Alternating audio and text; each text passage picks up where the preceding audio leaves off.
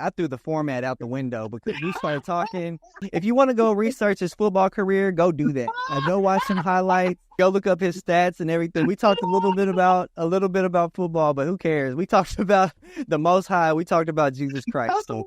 Stay focused. Stay focused. No, it's hard, but you got to keep going. Hey, real quick. Usually when I start a podcast, I usually start by introducing the guest, going into like the football questions, and then get into the faith-based questions. But with this interview, man, we just started talking right off the bat, and there was no editing besides maybe when we were trying to get the cameras and stuff fixed up. So what you're going to see in this interview is pure, unedited, just great conversation. And then the interview starts like an hour in. Obviously, it's a 2-hour podcast interview. It's a great interview. By far the best interview that I've done so far. So I hope you enjoy it. And without further ado, let me introduce former Notre Dame Fighting Irish, former Carolina Panther, and I know him from the Dallas Cowboys, Mr. Raghib Ismail. Yes, sir. Thank you for doing this, man. Shout out to Celeste. She's amazing. Your assistant. She is amazing. I love talking with her and setting this up, man. She made everything so enjoyable and easy, man. I know it's been in the works for a while, but I really enjoy you. I really appreciate you doing this for me. Thank you, man. No sweat. And I got a chance to check out a bunch of, well, I shouldn't say a bunch. I saw one of your interviews. It was with a cat. He was, I don't know if he was jogging or walking down. Andy Isabella, yeah. Well, so I was like, well, okay, this cat seems like, he can get any type of interview. So I was like, the Spirit of the Lord is adding this to me. Let me go ahead and do it. And let it be fruitful and multiply according to the will of the Most High. So let's get it. Absolutely. Yeah, I reached out to it. And as you can see, it doesn't really matter because I can make the audio sound good because when we recorded that, you hear the wind and everything. Yes. But it didn't, you can't tell because the way, the audio quality is now, you can just kind of edit that out. And so I was like, man, go ahead. He was like, I'm going to take a walk. I was like, go ahead. It's fine. And man, see, that is that so all this reminds me of, I remember I was at like a prophecy. I don't know if I was listening to a prophecy conference on YouTube or if somebody was telling me about it. To whatever degree, they were going over like the book of Daniel, and they were talking about that knowledge would increase in the end times. And every time you say like just what you said, or even if you think about AI, or even just what we know now in proceeding, the thing that he then pointed out was it was talking about knowledge would increase, but the generations that are in that knowledge that increases environment, right, they'll be, if you will, in a word, weaker. And I was just like, man, that stinks. You know what I'm saying? That's like, why is that the case? And it, in a way, I can understand it. Just in a very fundamental way. It's like when athletes who come out of, say, environments where they had to make it, like they couldn't see any other choice. They didn't have any other options but to hit the jackpot and get to the NBA, the NFL, run track, whatever. And a lot of times when they make it, it's like one of the things we lament when we get together is we'll be like, man, how come we couldn't reproduce and our children couldn't be on the level that we're on? Well, it's one of the reasons, and it's a really big reason, the environment that we now are able to afford and grow up and our children grow up in is starkly different than the environment that we came up in. So our children don't have to. Our children have so many other options. We only saw one option, and if that option didn't make it, man, we look at it as it could get critical. So our children don't look at it that way, and there's other factors that go into that. But I say all that to say, I can see how a generation that has everything at their disposal can be weaker without even realizing that you're weaker compared to the generations that came before you. And that's just on a fundamental level. I'm not talking about, the soil is not as nutritious anymore. So I was talking to a scientist the other day, and he was just showing me a product that has like 75 trace minerals in it, and was saying that, I think he said he started school, and he was from Africa. He came to America in like 1984 as a nutritionist. And he was talking about how he came in 1984, they, in their nutrition class, I think he was at like Texas A&M or someplace. And I don't know the specific date, so just use them as a approximation. He said that they took an apple from, I don't know, let's just say 1970. And the nutrition profile of an apple in 1970 was like 100% of the daily recommended iron that the human body would need to be balanced and operating in homeostasis, nothing missing, nothing broken. Right. And then he said they took an apple from then, and you don't need an apple to get all that done. Yeah. But then he said, if you were to try to get the same nutrition from the same apple, nowadays you'd have to eat 9 apples in order to get the same nutrition that one apple had. So there's other factors that compromise our being, and that leads me into is really important for us to be especially your generation, man, because you guys, you're a full participant in all of the glories of technology and sayings and such. And at the same time, you're also a full participant, and you come into the world, and man, unless you're intentional about seeking out sources just on a very fundamental, natural eating food level that can energize you and keep you at the highest level of whatever your physical and mental and emotional capacity happens to be, you're not going to get it. And so, and it's interesting, a thought crossed my mind. When I was growing up, my parents, my grandparents, and whoever was, say, a teacher or an elder, they were Google. If you didn't have the opportunity to go to the library, and most of us, library was fun, right? But it was like, if a thought crossed my mind and I wanted to get like an instant whatever, I would just say, ask my father, and he would give me his insight on it, man. So it's like the knowledge is increasing, because now you don't need a father. Man, I was listening to a tutor, and in today's education environment, it's not so much how you understand or retain information, but it's your ability to find the information that you need. And so it's like, if you know where to look, or you know how to search, then it's like you're an apex predator in this information age, whether you understand what you're searching or not. You understand? So anyway, enough of my babbling. That's beautiful. And I get it, because everything is so accessible, both good and bad. We have some good things that are accessible, but also the bad is everywhere. Back I grew up in the 90s. I'm a 91 baby. So I was kind of in the middle. Obviously, growing up, I didn't really have too much of that. But like throughout high school, and obviously now, I'm able to use that to my benefit. But like I said, sometimes it was a lot of the bad things kind of took over too, a lot of the bad information that we gather. And like you said, we got to be careful on what we consume, because the bad can sometimes get in the way of the good. And, I get everything you just said. Everything you just said made total sense to me. And, it's funny, I have 3 kids. My oldest is 7.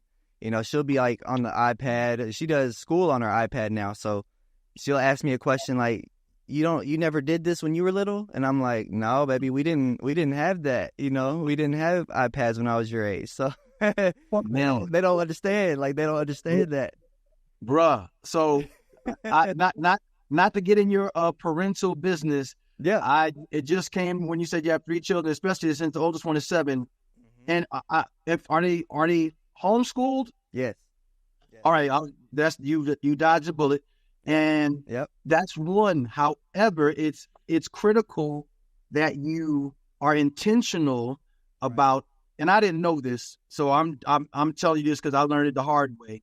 Yeah. Once children get into, I don't know, it was like fourth, fifth, or sixth grade, somewhere in there, there's a transition. Yeah. In most children, where they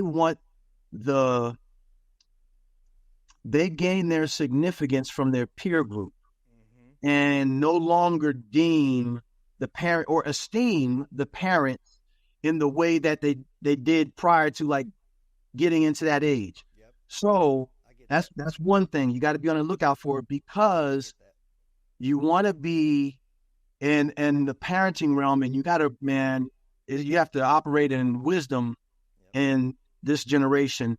And you want to make sure that you not take advantage of, but you lay the foundation for their imagination and how they see themselves and how they ought to see themselves. Right. And how the reason I say that is because the imaginations of our heart are crucial to our becoming whatever it is that the Most High called us to be. Absolutely. And there are adversarial forces on the wrestle not against flesh and blood level. There are adversarial forces that as soon as we come into this earth, they're assigned to us to kill, steal, and destroy in a very simple way. So because of that, as the parent, we have to, and you can keep it really simple. And I thought to myself, I was like, man, how come I wish I would have known that as an athlete. So when I was 5 years old, that was the first time I was exposed to football. I saw my sister was watching a football game. She was watching the Super Bowl, Cowboys against the Steelers. And I remember I'd never seen football or anything like that before. It was on a little, like, maybe 13-inch black and white television, and it was sitting on top of a crate. And I remember going up to her, I was going to harass her. And then I saw the screen, and I was like, oh. I said, what is this? And she's like, this is football. And she starts, my older sister's 11 years older than me. So she starts breaking down what I'm watching. She's explaining everything to me. And she was like, okay, this team is against this team. And she started breaking everything down. And then I remember I didn't know what was happening, but it captured my imagination. Right. So remember, the way we are designed, whatever captures, as a man thinks in his heart, which is where the imagination is seated, which is where our subconscious is seated, so is he. So because of that, my imagination was captured, and I was like, yo, I'm going to be the next Franco Harris. Like, that was what was going to be. At 5 years old. 5 years old. And I'm here to tell you, and from that moment, the essence of our heart, which is the spirit of the Most High is in us, is so powerful that even if you don't know the Most High, whatever captures your heart and your imagination and how you see the future and yourself in your future, the scripture says, according to the Tower of Babel and according to Proverbs and according to Christ instructing people who are trying to apprehend their full inheritance in these fallen vessels, you can do whatever you imagine. Whatever the imagination, whether it's wicked or whether it's righteous, you can accomplish it. So I say it in that context. And I started saying, oh man, okay, the reason I could excel in this football, then everything I needed to accomplish that was added to me. I didn't even have, I just had to believe that it was going to be what I was going to do. And I'm telling you, it was added to me. And I guess I could talk. So, and tell him I'm talking too long, man. I don't know what your format is, so I don't want to. Oh no, but hey, you're perfect. This is Okay. beautiful. This is beautiful. Okay, so the thought was, and this was probably about 2 years ago. The thought was, man, it was kind of like a setup, because now I see myself doing something that, because of the fallen vessels that we are in inhabiting or occupying, it has a limited shelf life. And so you can't do it forever. And then now when it's time for you to move to the next phase, like now the transition from professional athlete to civilian life, it's like, unless you're able to have the same process be a part of your going forward, man, it's a struggle. And you don't know where you fit in, or you're trying different, and becomes frustrating, and some guys can navigate it better than others. Right. But it's a struggle. So I was thinking,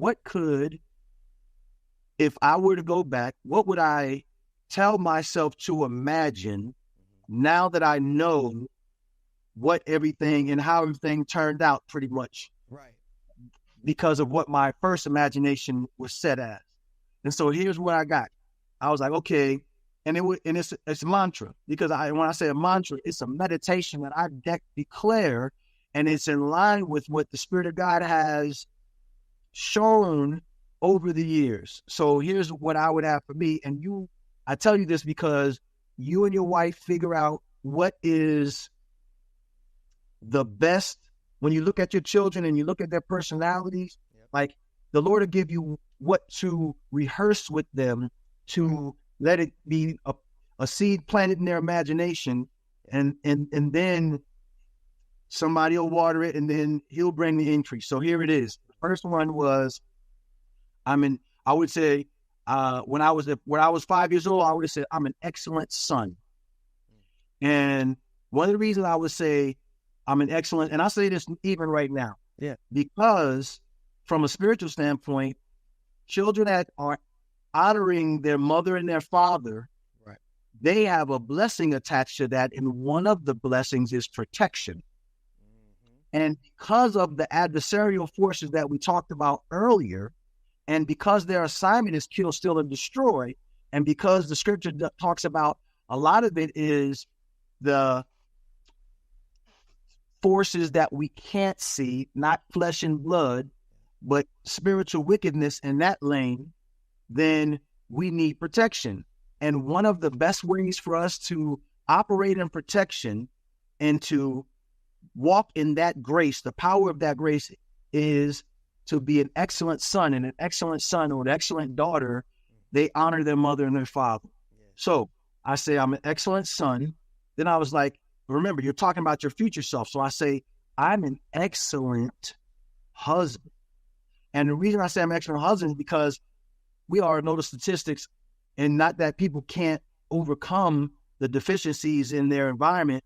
It just makes, in a two-parent household, husband and wife, it gives you more of a fighting chance to overcome that kill, steal, destroy mob that's coming after you.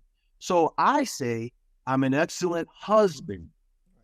Then I say, I'm an excellent, when I say it with my wife, we say we're excellent husband and wife. We're excellent mother and father. So that is how whatever your child is, you want them to say, I'm an excellent mother or father before it even happened. They are seeing it be made manifest, and they're declaring agreement with that which in the heavens is the intention of the Most High, and you're agreeing in the earth before it even gets to that place. Then you say, I'm an excellent provider. And the reason I say provider instead of, because before I was like, man, I'm this amazing athlete. That was in my mind all the time. And I was like, I'm an excellent provider because I came into this earth with many gifts. And just because one gift, the season is over for it, I have these other gifts that the Most High has given me. So he's given me power to get wealth, and in any lane, It doesn't matter what lane closes, what the market does, what war breaks out somewhere. I, as an excellent husband, as an excellent father, I am an excellent provider because I come from the King. I am his son in the earth, and my inheritance, I've never seen the righteous, those who are in right position and right standing, never seen them forsaken, nor their seed beg bread. So I'm an excellent provider. Then I say, I'm an excellent communicator. And it's very important that you're an excellent communicator in the family situation and as children, but to see yourself as, so even if your natural disposition is to be shy, because the only reason I was shy when I was younger, not that I wasn't outgoing, but it was because I didn't have confidence in new environments and or with new people. Some people don't have that. I had that. And I would I had to learn how to overcome that. And one of the easiest ways to overcome it is making the declaration and back when you're young every day, like, hey, I'm an excellent communicator. And then the last one that I added, I remember I was 37 years old, and I remember I was just like, man, why did I have the goals that I had? And what was the reason for all of them? And I was thinking out, and then it was like a divine epiphany. I was like, oh, snap. I wanted everything that I wanted and or want, the end result of the fruit that is to be produced, I want peace. It's like, yo, that's like, I knew my objective in life is to, and so because I understood now peace was the objective, now when I make the declaration, I say this: I'm an excellent pursuer, apprehender, and maker of peace, internally and externally. Right. And that, when I was meditating on it, it's like, yo, it's a reason Christ is the Prince of Peace. We're supposed to be in peace. Everything in our environment, one of the kill, steal, destroy mob's greatest tactics against us is to do everything they can to steal our peace. Yes. Then, even if it's just food, my wife sent me a video and it showed how a lot of this generation's anxiety unwittingly is self-induced because of the energy drinks, the caffeine, all of them. But it's like they don't even realize that it's being enhanced by something they think is helping them. Right. Amen. It's like peace is, for me, on my deal, is like, yo, that's the ultimate. I desire peace above all else. And that's why Christ gave us peace. He's like, hey, the peace I give you is not like the peace the world gave you. Their peace, they take it away. You could be up in the stock. I remember 2008, I was living off of like 2 portfolios, residue, it was lavish living, man. And so I had peace as a father, as a provider. I was like, man, I could go do this for my family, whatever. Shuck, that doggone market fell, crashed, and it was like in one day, overnight. Yeah, it went from checks in the mail, lavish, to like, okay, Lord, now what? And I had, it was a hard lesson to learn, and the Most High brought us out of it. I say that to say, it's the peace that the world gives you, man, can be going in a flash. So anyhow, it's very important that you and your wife cultivate what you guys, and how I say it. Just give you an example.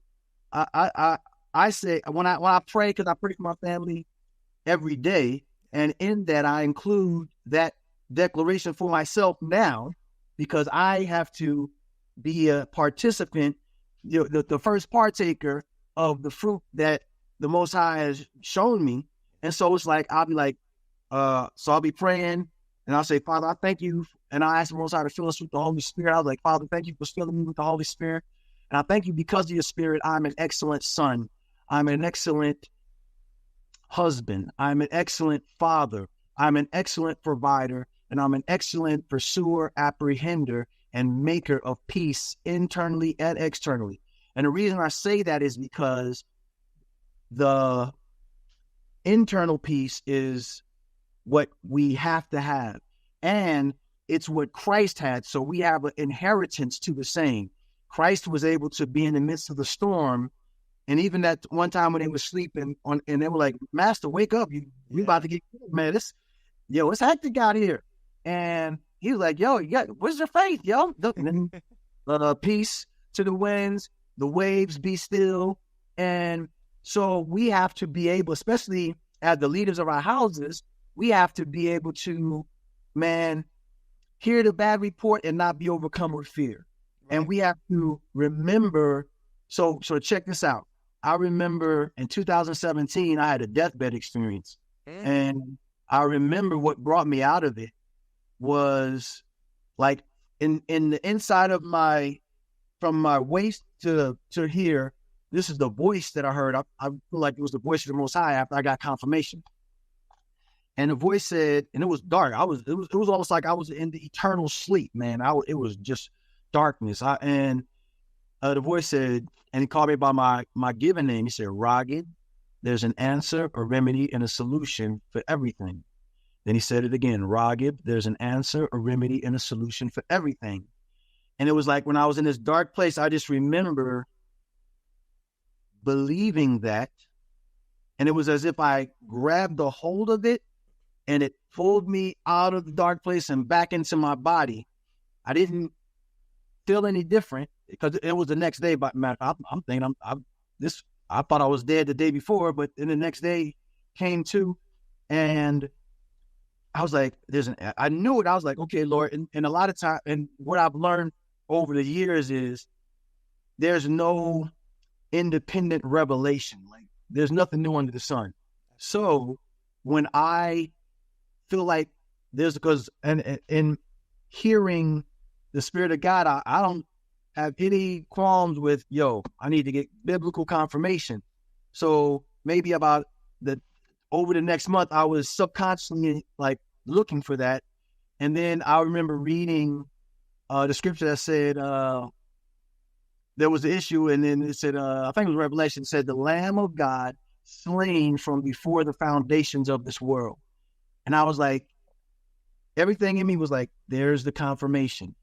Before everything in this world was about to be what we're experiencing now, the price was already paid. The answer, the remedy, and solution for whatever was necessary for us to be able to apprehend life. Remember, life was the objective in the garden. So when life was not what we chose, because love has to let you choose, even and they were like, hey, don't choose this, choose that. But if you don't choose that, it's about to be not good. Yeah, man, consequences. So Christ came, already paid the price to restore the answers, the remedies, the solution, aka life. That was the first path that the Most High wanted us to pursue in this earth. So that for me was the confirmation. And then I started having that expanded in my understanding.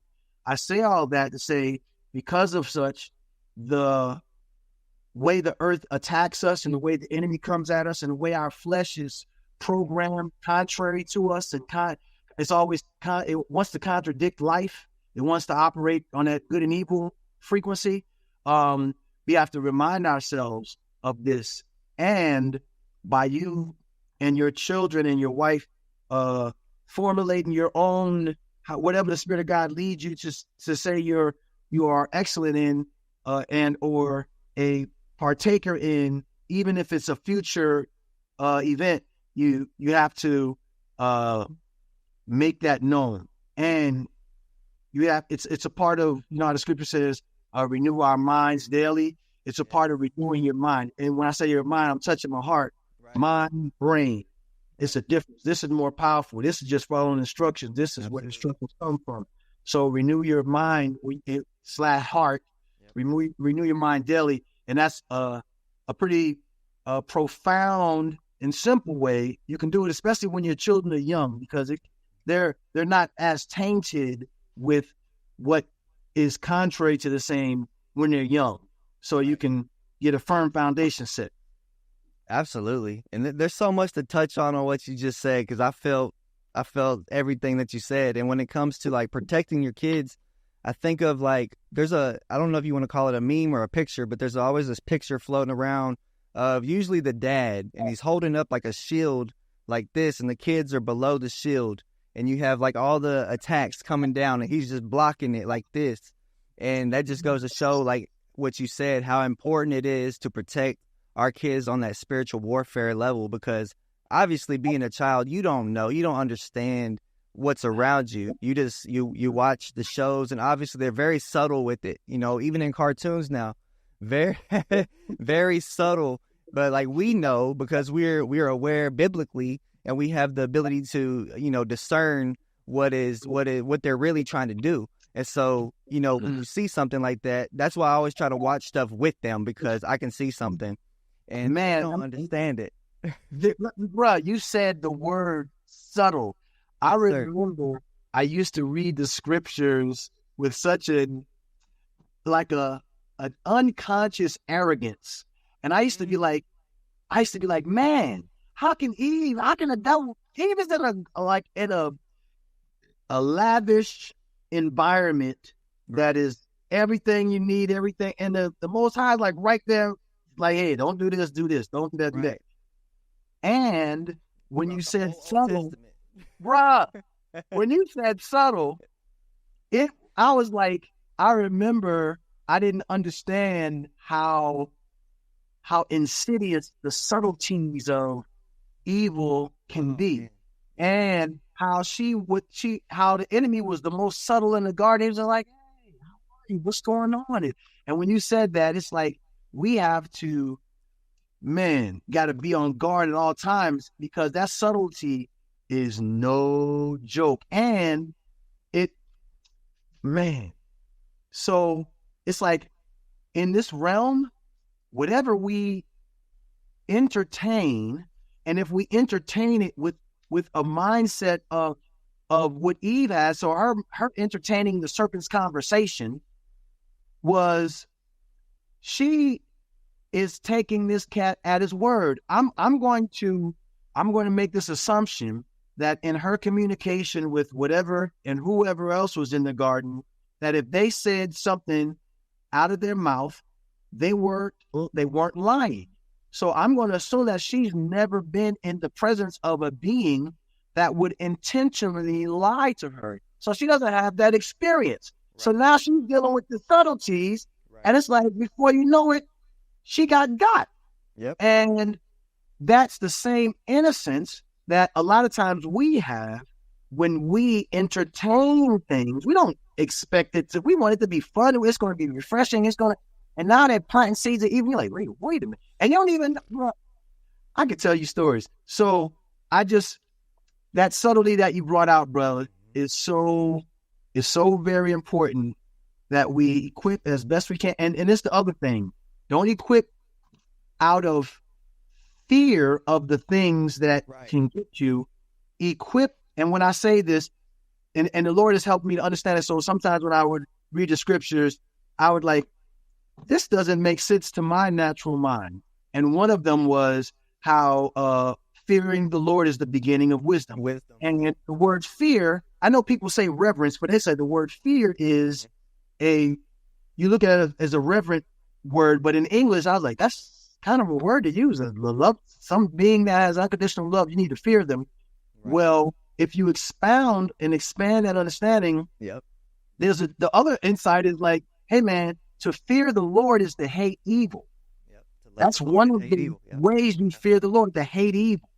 Yep. And when on the topic that we're talking about, man, you have to be able to proceed in instructing your children. You have to hate what's evil, because you know it hates you, and it has every intention to kill, steal, and destroy in any way possible, even if it is a subtle pleasantry. Man, I was in a conversation the other day, and somebody was complimenting me. And I was like, okay, yeah. And I've learned that if somebody says something that is beneficial or is not negative, instead of just deflecting, the Lord has trained me to just say thank you. Right. So I said, thank you. However, after I left that conversation, the Lord was like, that was flattery. And she was trying to use that to bring your defenses down, so that she could accomplish her goal. We're at some conference. And I was like, yo. Man. So the subtleties, man, it all around. And you got to hate evil. And when you're without you and your wife are formulating whatever so that you can protect from that evil that is constantly trying to barrage us, is so important. And I had so many deficiencies as a father. My father died when I was 10. So I really didn't have an in-home, like after 10 years old, like how the dynamic, I was kind of just going off of, all right, this is how I was raised and it's going to work for you. And man, when it wasn't working, I was like, man. And so I was like, even I do this right now. Yeah. And in any interaction with my children, I am so conscious. I'm like, Lord, what do I say? Yeah. Lord, how do I interact? Lord, what do you want me to please help me to remember? Because they'll ask me stuff and I'll just be like, oh yeah, I don't want to give my insight on it. I want the divine insight. Yeah. Now, sometimes it'll be in agreement with but I'm just saying, be intentional that way now while they're young. Just so, I mean, this world is hard. And I watch this, in being aware of language and our agreement. People say life is hard.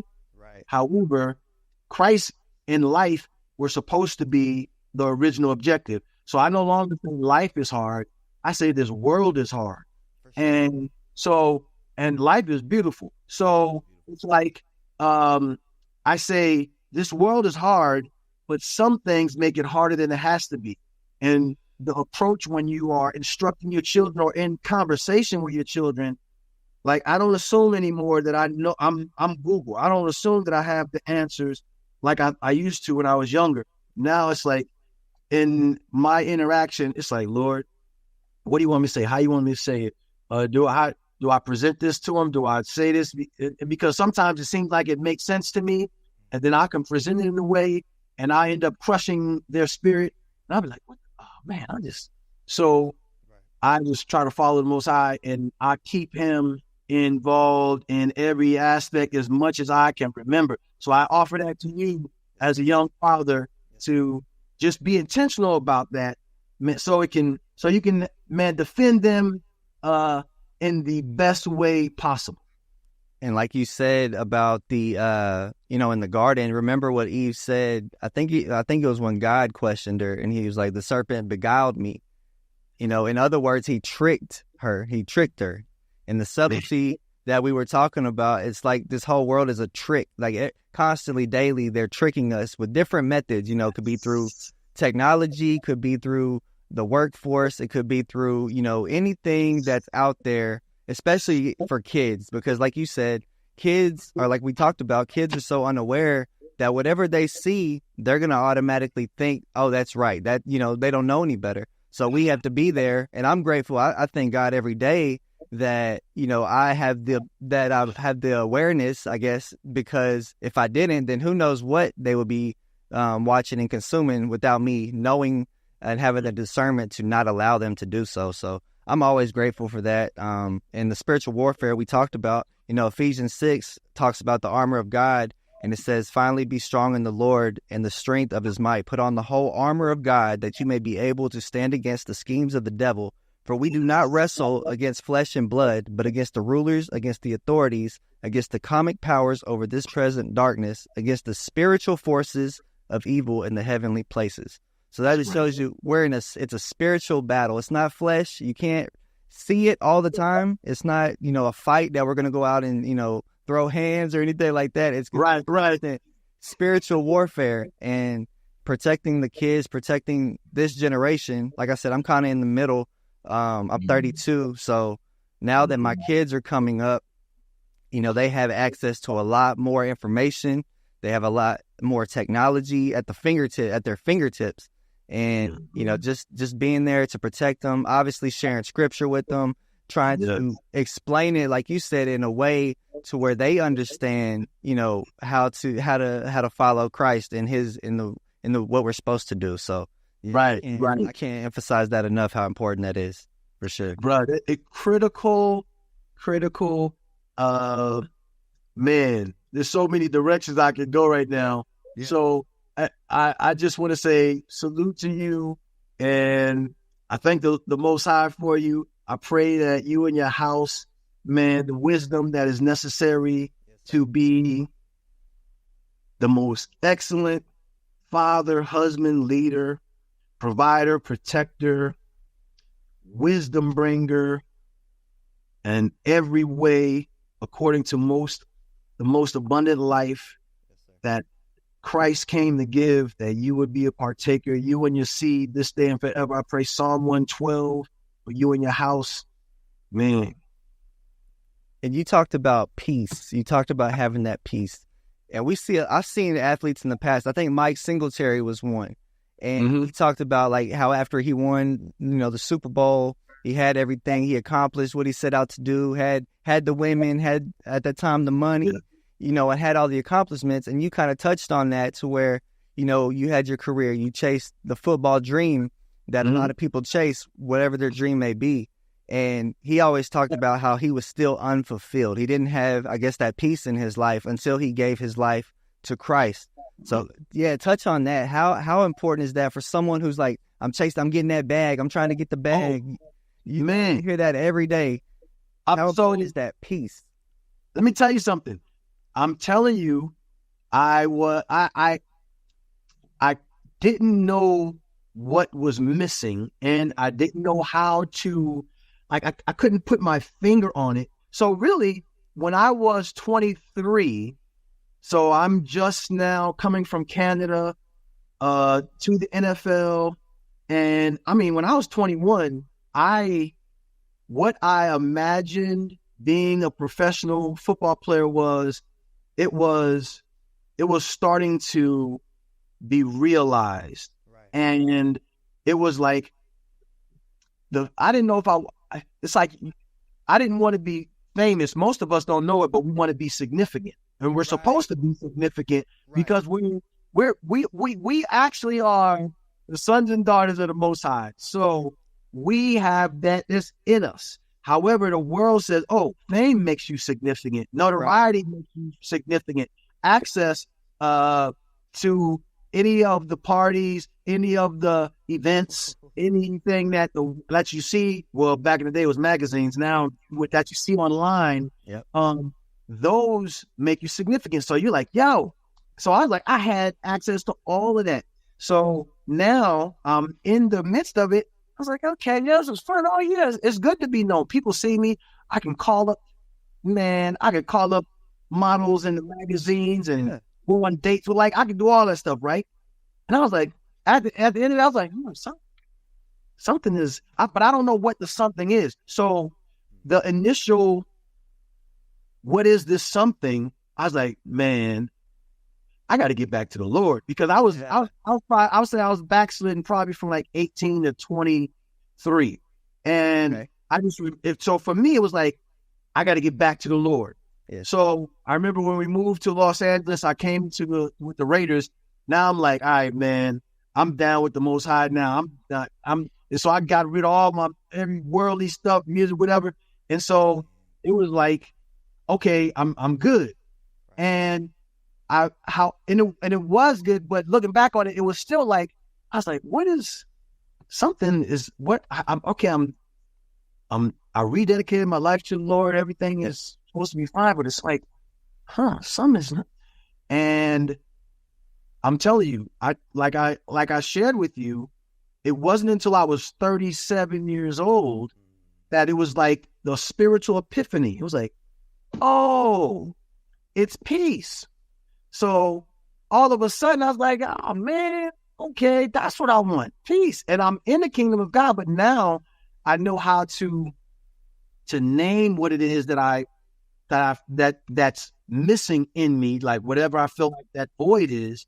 And it's like, oh, Christ is the Prince of Peace. Okay, I wasn't, but I wasn't aware of this aspect of his nature. And you hear it in passing, but sometimes it's like you don't grasp a concept. It's like so when I grasped it at 37, I was done playing. That's when I was like, oh, okay. And then all of a sudden, it's like because I became aware of it, man, I can go into quantum physics, but because I became aware that was a part of the nature and that was a part of my inheritance, even though I would hear it before, I didn't have ears to hear it. It was like, all right, this is how I need to proceed. And this has to be the fruit of whatever comes into my path now. And if the Lord is sending it, this is a part of it. So that's, for me, when we talk about peace, that's how I was able to, that was the journey to realizing what the void was and then how to apprehend what my inheritance is. Because just because you have an inheritance of peace, healing, of supernatural wisdom, insight, man, if you don't know it and you don't ask for it and, are like a willing participant in receiving it, and a lot of us miss it. And we leave this earth with a lot of our inheritance not, unwittingly being forsaken. For sure, because we're chasing the wrong thing, and we never come to that realization. Like this ain't what it's about. It's not about chasing that bag, chasing the dreams. And like you said, we want to be significant. We all want to be successful in some aspect. We want to be able to provide for our families. I say that all the time because I do music. I do Christian music, and it's fame. So fame is not something that, I'm an introvert. Like you said, I was very shy. The podcast thing was an idea. But when I started doing it for godly reasons, that kind of pushed me to like, okay, I can do this. I want to do this. Yeah. Football was always something I loved. So I wanted to do a football podcast, but it was like, I don't have the confidence to just do that. But when it came more about faith and football, it's like, okay, faith, like, let's talk about faith. And so, like, that pushed me. And like, I'm 32 and you said you were 37. Yes. So it took me, I started doing music at 18, so 14 years almost with, just being shy of the camera, not really having the confidence, not believing in myself, not believing in God, really, because at the end of the day, God is supposed to give us that confidence. Like, who cares what people think about you? Who cares what the world thinks? Stop seeking approval from men. Do what I called you to do. Do what you're assigned. Go do your assignment. Yeah, I was like, and I think it was it Isaiah when he said, here I am, Lord, send me, send me, I'll go. And it was like, I felt like that. I felt like, you know what? I want to do something. I don't care if it's music. I don't care if it's ministry, which is something I'm doing now. I want to do something, God. What can I do? And so it's like, send me, like, I'll do whatever I got to do. So that motivated me in itself. And, you said you were 37. I think you retired around the age of 32. So those 5 years after playing, that was at the time you got to sit down and kind of reflect on everything that you had done? Yes. So before I forget, you said ministry and send me. So if you have a family and if you have children, never, ever forget that the best qualifier for someone who is ministering to the greater body and in this earth on that level. Yes, sir. The greatest qualifier is ministering to your household first. They say that's where it starts. Man, and a lot of young cats get into they're so desperate to minister and have families and everything. They're so desperate to minister out that it's like the coach who has children, but he puts all of his focus on his team, and then his children suffer, and then he's playing catch up, when he's in his 60s. Right. Man, minister to your house, and then just be sensitive when the Lord says, all right, go over here and just do this, do that, do the other. But the house first. So absolutely. I wanted to say that just you already know that, but just to remind you, And then the other thing, language, how we address our children. I used to call my children kids until I realized that one of the Jedi mind tricks, the subtle Jedi mind tricks. I get it. Is, you get it? Yeah, okay. Yes, so stay on that lane. Yes, And it's man, we're in fallen vessels. We're in a fallen environment. We're inundated every day. Everything around us is opposing our capacity. The life of Christ is the light of men, opposing our capacity to shine. They don't want us to shine, man. I'm telling you, especially in your house. What? That is a doggone testimony that is like light years above. So it's very important that we don't get discouraged. We just remind ourselves, and this is, and take this as an iron sharpened iron type of acceptance, and that's what's necessary in our proceeding. So you get it. I don't even finish the sentence. I salute. So the 30. I think I was 32 or 33. One of those. I think I was 33 when I actually to retire. Like it was 2003. Okay. Yeah. But I was so discouraged when it happened. Because I got a knee to the neck, and right. Man, I was full body paralyzed for about 12 minutes, and I was like, man, Lord, what is happening? I thought this was supposed to be a harvest season, right. And so I remember about 5 years in, like, and so one thing that I understand about how the Lord ministers to me is when I'm ready, He will. And sometimes I'll be mowing the lawn or cutting the hedges or something. Man, he'll answer a question that I asked, a year ago. So when the question, I was like, man, what's going on? And that time when the revelation of peace as well came, one of the things that He showed me was, and this is to our earlier point about children, that just calling them children. Yes, sir. So in 1998, I was, because of my personality. So one part of my personality, not only not being confident, so has introvert tendencies. Right. I also didn't like sudden change, or like if I got comfortable somewhere, I didn't like the fact that I had to get up and up. So I had to learn how to do that. But when that happened, I relate to that too. So it made me, when it was time to be a free agent, I was like a hot commodity. And all the teams called me, and I was like, no. Cowboys called me, and I was like, no. Jerry told me, now, Rocket, we don't have to rush. He said, you're the only person we want. You're the only target for this offseason, blah, blah, blah.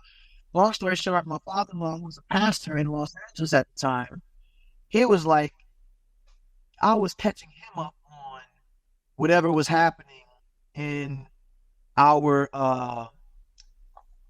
free agent circumstances. And I remember when I told him Jerry Jones' reaction to me saying, no, I'm comfortable here in Charlotte. I heard, it was like, after I said what I said, I could hear it. It was almost like I could hear him thinking. I could hear the Spirit of God talking to him, and I was dreading what he was going to say. And it was like a pause for about maybe 30 seconds, which is kind of interesting when you're on the phone talking to somebody back and forth. And he was like, son, he said, when it's time to make big decisions, and you do your best to close the door, and that door stays open, that's a sign that the Lord wants you to walk through and see what's on the other side of that door. Okay. And it infuriated me because I knew he was right, and I had everything in me. It just like upset my entire comfort level and just my personality. And I remember I was like, and I was so angry that after I got off the phone, I just out of my mouth said, I hate football Wow. Play 3 more years. Right. So, what most of us do, we are unwitting participants in our own demise and don't even realize it because we don't realize the principles and the laws that are at work in this earth realm and in the supernatural realm and in our being a part and a participant in this earth realm. Everything is right now, the powers that should not be have rule in the earth domain. And it's set up in such a way that whatever is in line with kill, steal, and destroy, they are looking for you to agree with it. And limit is one of those agreements. So I, out of my mouth, said, I'm only going to play for this limited amount of time. And I said it with full emotional and spiritual agreement because my belief was determined. This is it. Man, I get over my emotion. I'm like, this is actually, I'm now going into my 4th year, which is the training camp I got injured in. And let me tell you something. Looking back on it, I could see that the grace of God knew that there was an agreement that I made with my mouth. So there was a contract that I signed, even though it was, the thing that saved me was I didn't know that I signed it. So it was unwitting. Right. But I made an agreement with the devil and this fallen world. Ooh, And okay. because of that, then my contract was coming due. And for me, I remembered that practice. It was amazing. It was like I'm 32 years old, which is like ancient in the football world.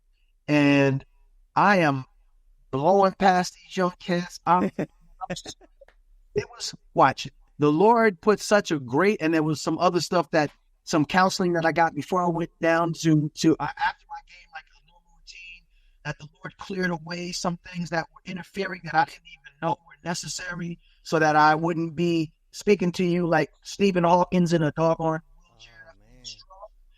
That was the intention of the enemy. And, well, I'm dead by now. Those people die early, especially if they don't have resources. So it was like the Lord made it so, and this is why I don't discount, or when somebody says something positive to me, I don't, I don't deflect. No, that's not me. Well, really, I'm just a vessel of honor, man. I'm just guys. Right. No, I'll say thank you. And the reason I say that is because in that practice, and we're in the Alamo Dome. There's like 10,000 people watching practice, and everybody is in just a joyful note. And it was like every place I went, whether it's player, whether it was coach, whether it was administrator, whether it was media or just regular, it was probably about 10,000 fans in there at the time. Everybody was speaking life, and I didn't know it. They were speaking life to me. They were like, man, you are amazing. You're awesome, man. Go do this, do that. Like, but it was unusual. It was like, okay, yeah, I'm doing it. I'm like, but I could feel it. And I could feel when you speak life to people, I could feel the energy and the life like fortifying me. And I didn't know I needed to be fortified. And so I started to feel like amazing. Like I was seeing stuff and like I was knowing stuff, football stuff. And so check it out. You appreciate sports. We had a new offensive coordinator. One of the things I hated the most when I'd be on teams is when we would get new offensive coordinators, because now we had to learn a whole new system, a whole new language. Yeah, you're comfortable. Yeah. Philosophy. It doesn't make me feel good. Bruh, all of a sudden, it was a knowing. I just knew everything, like what I needed to do. I knew when the ball was coming to me before the play even, like just by me coming out the huddle, scanning the defense as I run to my spot, I was able to see that, oh yeah, this is coming at me on this, right? The kind of defense, like that. I started to, at the same time during that practice, feel like, man, this must be what Jesus felt like when he walked the earth. Like it felt like he had I was like, yo, this has to be what he felt like. And instantly I became afraid. I was like, oh, wait. Because my grandmother she used to say, pride comes before destruction, the haughty spirit will fall. So I used to be like, so pride conscious, like, man, I ain't letting no pride come to me. I'm trying. So it was like that thought came. I was like, what? And all of a sudden I was going across the field. I was like, Lord, I think I feel pride. I'm telling you, this is a conversation I'm having in the middle, all this going across to the next station. Yeah. And I was like, oh, I feel pride coming on. I don't want to fall. I don't want to whatever. What do I do? And it's clear as day, just like I heard that voice that said there's an answer, remedy, and solution for everything. The Lord was like, just say thank you. Yeah. I was like, wait, what? Just say thank you? He's like, just say. And man, it was the most profound. It was like, it helped me to understand what a shield and a buckler is, because in my I love Psalm 35. When I feel like spiritual wickedness trying to come against me or my house, I'll pray Psalm 35. And one of it talks about the buckler, and a buckler was like a shield, but it also had spikes on it. So it was a shield and a weapon simultaneously. And it was like that thank you in my spiritual knowing. It was a shield and a buckler at the same time. So if pride was trying to come in, thank you would defend me against it. And it would also wound or injure pride so that it wouldn't think about, stepping to me anytime soon. So that thank you, and all this is hindsight now, by the way. This is what happened. Man, the next period, long story short, non-contact, by the way, get a knee to my chin, turn off. I catch a pass and I finishing the play, bam. And it's like my body is hit and I'm upright. And then in my mind, I'm still running. And then I just feel myself collapse backwards. Wow. And that was it. So I was asking the Lord for answers during that 5-year period, like you talked about. And he was speaking to me. And that's one of the things he revealed to me. In the same time, he revealed everything that you were like, hey, I want to do this, I want to do that. The crux of the matter is you thought that it could bring you peace. You didn't know it. You were looking for peace, but that's why you were pursuing those things. So that's when it came to me at 37. And that was one of the biggest revelations in that time span, that I was an unwitting participant in my own demise. And the reason why I didn't get the full brunt of the consequences from me standing in agreement with the enemy is because I wasn't aware of it. And in so in the world's kingdom, in this fallen kingdom, it's like if you break the law, even if you don't know you're breaking the law, they're going to hold you accountable to the full extent of it. You might get a merciful judge, and he'd be like, all right, well, your intention wasn't bad, so we'll give you a break. But in God's kingdom, if you don't know you're sinning, he doesn't count that against your ledger, right? So I was able to not have the full brunt of the burden of the consequences against me and be dead or quadriplegic because I didn't know I was agreeing with the enemy at that time. So after that, that's when I became like, oh, wait a minute. And so it sounds crazy. My grandmother, so we used to love watching He-Man. It was this cartoon back in the day called He-Man. Yeah. And He-Man would say he was facing the Skeletor and they were about to get into a battle. He would go from regular guy to like this God man. And he would say, I have the power. He-Man. And my grandmother, if she happened to be watching it, she would be like, no. Only Jesus has the power. Don't. But we used to laugh at my grandmother for being like, right, nitpicky with that, until it was like I realized, we make agreements with the kill, steal, and destroy camp unwittingly without even knowing it. And one of that's one of the subtleties of the system that we happen to be in. always trying to make us agree with what contrary to life and godliness so that they have a legal right to come against us. You got to put this in your in Isaiah 49, 24, 25. And the Lord is talking to Israel. And one of the things, the reason I like it, he says, can the prey of the mighty, and I'm paraphrasing, so I don't know. Right. It says, can the prey of the mighty be delivered? Can the lawful captive be set free? Can you be delivered from, in verse 25, I think it's can the prey be delivered from the hand of the terrible? Then he says, I will contend with those who contend with you, and I will save your children. So you and your wife remember that, because that's going to come in big in your being a defender of your family. Why I brought it up was there are categories where we are ensnared and don't even know it. So there's somebody who's stronger than us, and they just strong arm us, and we're prey because they're stronger than us. There are also, and this is where I fell into, and this is what the world does, there are lawful captives, meaning there are those who agreed, they didn't know it, but they agreed to be captives, and now the enemy of your soul has a legal right, even though you're not aware of it, has a legal right to capture you.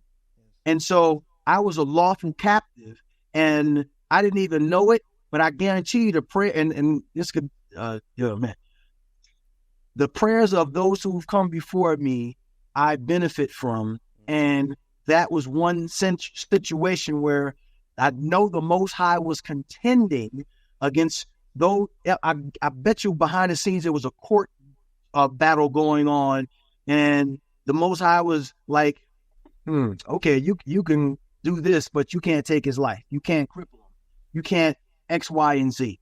And it was me not knowing that I was a lawful captive, which now the majority of us are not aware of. And that's why what our mouths agree with, or we subtly agree with in entertaining us. So if we entertain it, meaning we allow it to minister to us, if we will, and we see something that's off key, but we're like, oh, that's not a big deal, then we are now in agreement, even if it's subtle agreement. And so be aware of that, because as a father, it's necessary, and it's necessary to be able to equip your children and help them to navigate that realm as they start to mature in this earth, and then eventually you're going to have to go out into the earth.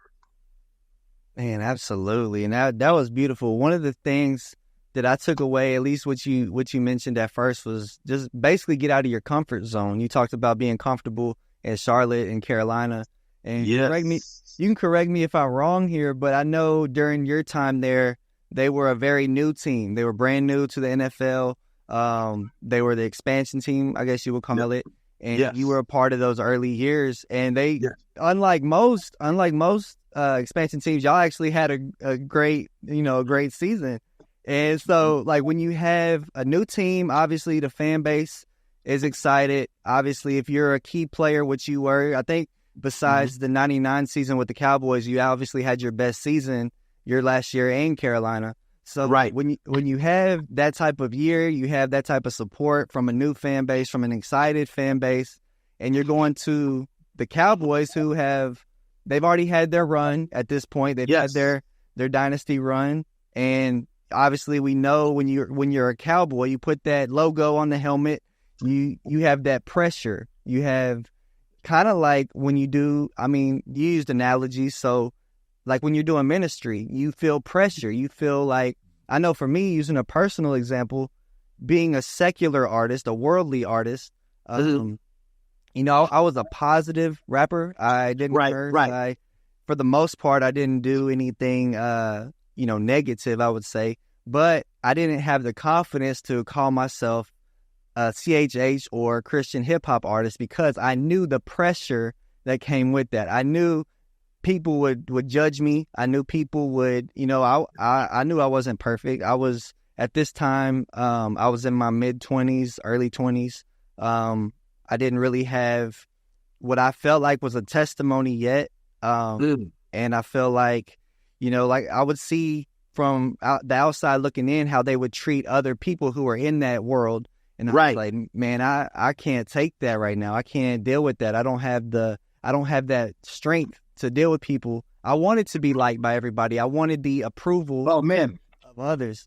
So it took time for me to grow and get that boldness. I know you were close with you had a very close relationship with your parents. My dad passed away in 2019.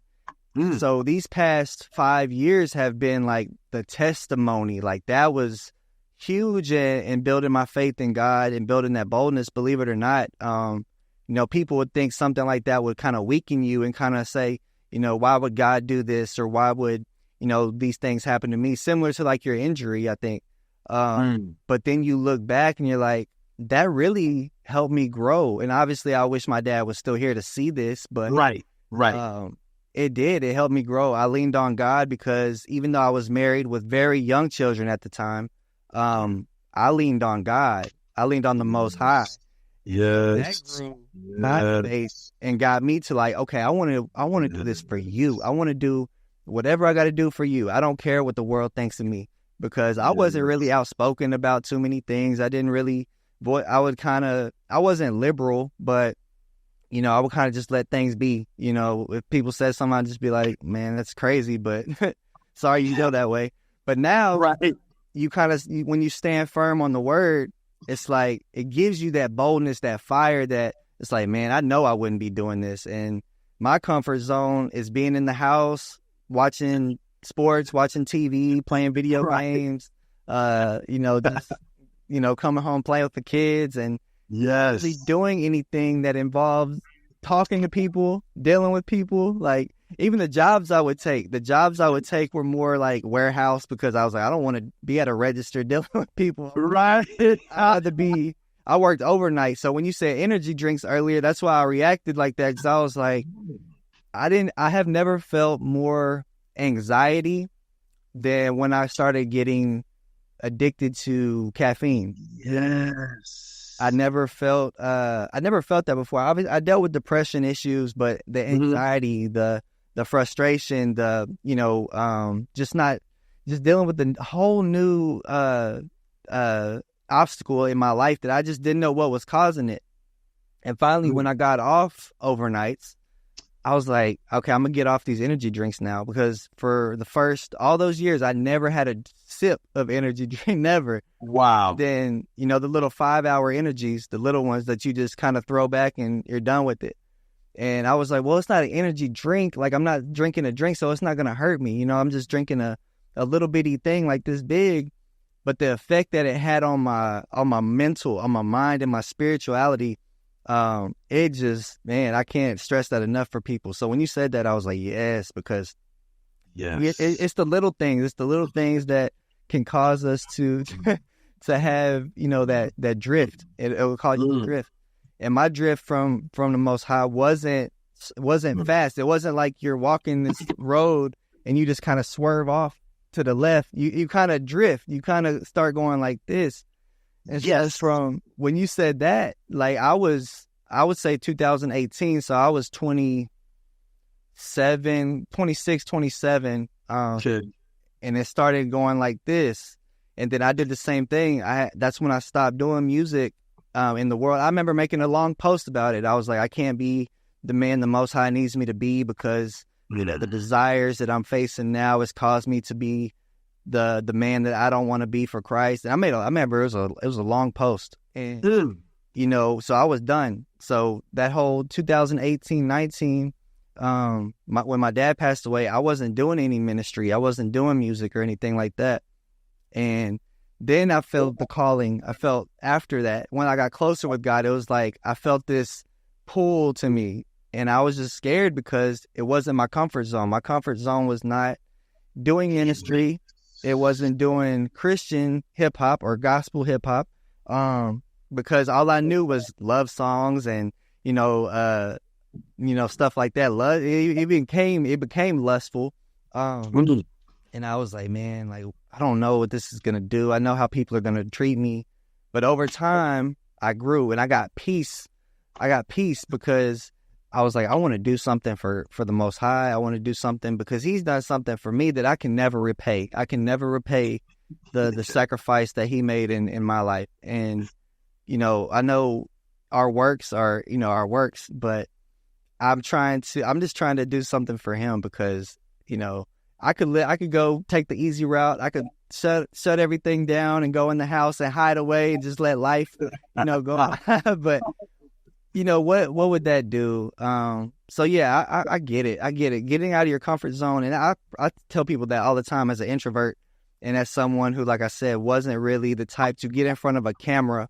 Right. And it's gotten better. Like I'm fine now. But I remember that first interview, I did with Chris Broussard. He was my first interview. Yeah. I was just like, man, it wasn't the fact that it was him, even though I respect him. It was the fact that I'm really doing this. Like, I'm really about to step out. And, ever since then, like, it's been a beautiful thing. And that's why I'm so grateful for people like yourself that are willing to come on here and share your testimony and things like that to help people because, like you said, people look up to you as an athlete, but they don't know behind the scenes. They don't know right to the man. And yeah, I just love, that's why I just like to sit back and just listen, man, because it's beautiful that you share your testimony with others. Man, well, I'm going to, man, be encouraged. You like me, we're learning how to, remember I said we have to learn how to make peace internally first. So if you have to make peace isn't there yet. Right. So you have to be, not that you're going to, I'm not comfortable. I hate that feeling that my heart starts beating fast. I don't know how to handle it. I hate that. But it's like, okay, Lord, what do I do? And then you'll start bringing things to my mind. It could be something as simple as breathe through your nose, deep breath into your stomach, chest, relax your shoulders, out of your mouth, and then do that maybe 2 or 3 times, relax. And then all of a sudden, like the other day, not 2 days ago, something happened, and the scripture came to my mind, perfect love cast out fear.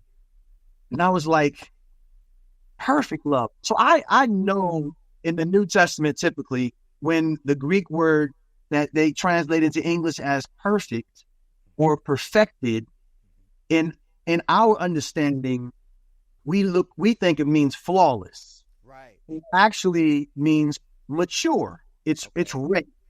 So, and it was almost like the Lord was like reminding me, hey man, you're ready.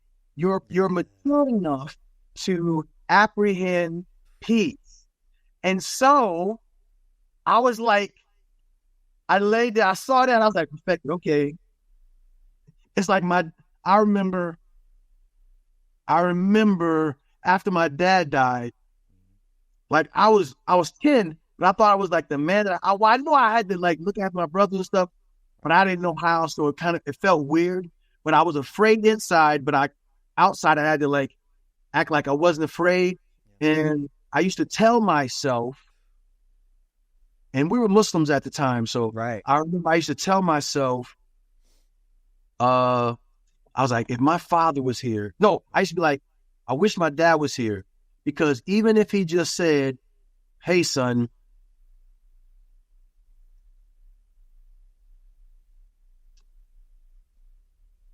if he just said, hey, son, it's going to be okay. So I remember I used to tell myself that, and it would like, I didn't know it, but it was like, you know, one of the things you have to do when you are being perfected or matured, you have to learn how to encourage yourself in the Lord. So that moment, it felt like the Lord was like, hey, perfected love cast out all fear. And then it was like, I was like, let me look that up. And I was like, okay, this means mature. And I was like, okay, it was like he was reminding me, hey man, you got what you need to deal with this fear and to make peace. And sometimes We got to remind ourselves of that. So, I'm just reminding you to remember that and don't doubt it. Yes, sir. And the Spirit of God will, whatever's necessary, I'm telling you, man, He'll bring it. You just got to remember that and remind yourself of that and expect that. So, as a young man, you and your family, it's vital that you leave this session, this interview that we're having, and proceed into your future with that understanding that the Most High has perfected me and He's perfecting me, and that is a maturing process. And there's some things He'll be like, yo, you got what you need. I already taught you this. Have confidence in what I've already taught you, and then proceed. And the Spirit of God will be like, hey, no, stay. Okay, come on, go. He'll show you, even if it's your wife reminding you, or like, hey, don't do that. You're like, oh, the Spirit of God is speaking through my wife. Okay, but you have what you need, and proceed that way, so that the more abundant life and what is necessary for the same to prevail in circumstances will manifest. And it never stops, right? You never stop really maturing. Like, it's going to be Right. We're gonna keep constantly growing. We're gonna keep constantly getting better at different things that, when we look back, it's like, man, you could have never told me 10 years ago, or even really 5 years ago, that, I would be doing the things that I am now, just because Right. I didn't have the maturity to do that. And then it took shaping you and molding you into what He wants you to be, what He sees for you. And I get it. And that's right. You got, when you talked about your dad, you could tell it came from the heart. And that's how I am about mine. Like, when he would say the little, like you said, it's going to be okay. And like, not having that for, especially the past, I would say 3 years after he passed, I missed that so much, because that's so hard to find. Yes. Whether you have, it's just when you have that connection with somebody that you understand each other, he understands you, and when you don't have that anymore, it's just like, man, who do I go to now? And then it's like, hey, God's right here. He's most exactly. So that helped me. That really helped me. Like, I was always a believer, and I always was aware, but to have that relationship that we hear people talk about, I have a good relationship with the Most High, a good relationship with Christ now, because I needed that. And without that happening in my life, I don't know where I would be today. So, obviously, like I said, I wish he was here to see, what's going on now. I know he would be proud, and he would be telling me, keep going, Yes. And stay focused is the name of my ministry. Stay focused was something that I always told myself, because, like I told you, kind of drift off. Right, like, right. I got to stay focused. Stay focused on the things above, not the things on earth. Colossians 3:2. And so that became my motto, my slogan. It's something that just stuck with me. I was like, man, I worry too much about the things that are here. I worry too much about the pursuit of acceptance, or being liked by people. And then slowly, when I realized that no matter what you do, no matter, you could be the most genuine, perfect person in other people's eyes, you're still not going to please everybody. There's always going to be people who don't like you for whatever reason. There's going to be people that, don't, that, you see them, one day you're close with them, and then one day they're, you see you don't have that relationship with them anymore. And so God will never leave you or forsake you. So it's like, knowing that, it's like, well, I'm going to focus on Him. And then whoever decides to leave, and whoever decides to accept what I'm doing, or, what God is doing in my life, then, hopefully they stick around. But even if they don't, it's okay too. Exactly. And I know we've been on here a while. I don't want to take too much of your time, but it's not. Oh wow! I thought that's an hour and 20. Lord Jesus, it's like Joe Rogan, son. You got that energy, and people just want to talk. I love it because that's why I love doing this so much, because you never know what people need to talk about. And obviously I want I want to be someone like that, whether it be in private or on camera. Like, I just want to. Amen. I've already learned so much about people that, will probably never see, you'll never see it talked about. You'll never see people, Right. Publicizing that. And so it's a beautiful thing. Like I told you, I am curious though about I'm more curious about your conversion. Okay. That's something I'm very interested in. I haven't really got to talk to a lot of people about that. And I know you were very young whenever you gave your life to Christ and decided to become a follower of Jesus. So here's the journey. Yeah. Born Muslim. My father was the chef. He was El Hajj. He made Hajj several times. He became fluent in Arabic. He was almost Hafizul Quran, which is like memorizing the entire Bible. It's like memorizing the Quran. It's easier to memorize the Quran because it's like in Arabic, when they recite the Quran, it's like it's like learning the Psalms. You know how people put Psalms to music? Well, it's like all of the surahs are in a poetic presentation. So when you're reciting them, it's like learning a song. So he was almost Hafizul Quran. When he died, we knew about, I think there's like 99 surahs, if I remember correctly. And we knew maybe like 38 by heart. We're like little Muslim superstars in the community. And we would be like, we weren't fluent in Arabic, but we knew how to have like a conversation in Arabic on the level that we were from 10 to 5 years old. And I just remember a spiritual thing happening. We lived in this one community in 538 South 16th Street in Newark, New Jersey, and it was a building, and it was all Muslims. And I just remember probably I was about 2.5 years old or so, and I just started having these sleep paralysis. I thought I was having just nightmares. And I remember it was very terrifying. And long story short, I would get up and I would run into my father and mother's room. And I'd go to my dad because, your dad's supposed to protect you. I think you just know that internally. And I'd run and jump on my dad. I was like, Abuya, I had a nightmare. And he was like, you had a nightmare? Okay, well, it made, he could tell I was afraid and, terrified. And so he would just be like, hey, man, we're going to rebuke the devil. So in Arabic, you say, A'udhu billahi minash shaitanir rajim. So it was like, I was like, okay, that fixes it.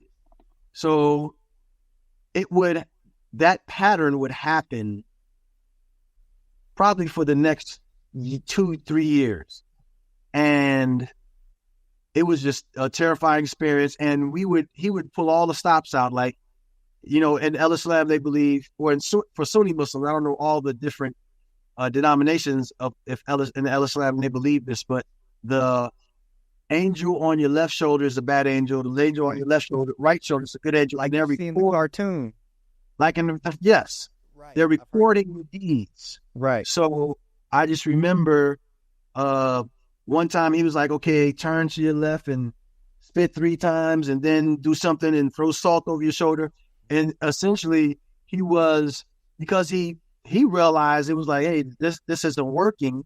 He started to resort to what they would call roots, or like in the South, a lot of the slaves had from their being from Africa in certain spiritual practices, they would practice Vodun, which people call voodoo, or roots, or they were aware of a supernatural realm that affects this realm.